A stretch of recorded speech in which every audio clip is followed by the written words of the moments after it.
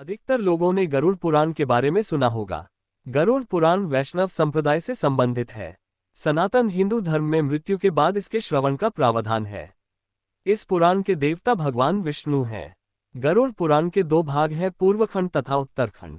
पहले भाग में भगवान विष्णु की भक्ति का उल्लेख किया गया है और दूसरे भाग में प्रेतकल्प का विस्तार से वर्णन किया गया है। यानी इसमें मरने के बाद मनुष्य की क्या गति होगी और उसका किस प्रकार की योनियों में जन्म होगा, इन सब बातों की जानकारी दी गई है। गरुड़ पुराण के अनुसार जिस समय मनुष्य की मृत्यु होने वाली होती है वह बोलने की कोशिश करता है लेकिन बोल नहीं पाता है। कुछ समय में उसकी बोलने, सुनने आदि की शक्ति नष्ट हो जाती है। उस समय शरीर से अंगूठे के बराबर आत्मा निकलती है जिसे यमदूत पकड़ यमलोक ले जाते हैं। गरुड़ पुराण में ऐसा वर्णन मिलता है कि यमराज के दूत आत्मा को यमलोक तक ले जाते हुए डराते हैं और उसे नरक में मिलने वाले दुखों के बारे में बताते हैं। यमदूतों की ऐसी बातें सुनकर आत्मा जोर जोर से रोने लगती है। यमलोक तक जाने का रास्ता बड़ा ही कठिन माना जाता है। जब जीवात्मा तपती हवा और गर्म बालू पर चल नहीं पाती और भूख प्यास से व्याकुल हो जाती है, तब यमदूत उसकी पीठ पर चाबुक मारते हुए उसे आगे बढ़ने के लिए कहते हैं।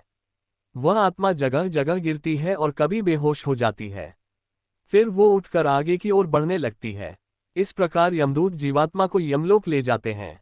इसके बाद उस आत्मा को उसके कर्मों के हिसाब से सजा देना निश्चित होता है।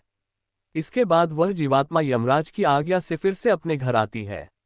कहा जाता है कि घर आकर वह जीवात्मा अपने शरीर में फिर से प्रवेश करना चाहती है, लेकिन यमदूत उसे अपने बंधन से मुक्त नहीं करते और भूख प्यास के कारण आत्मा रोने लगती है।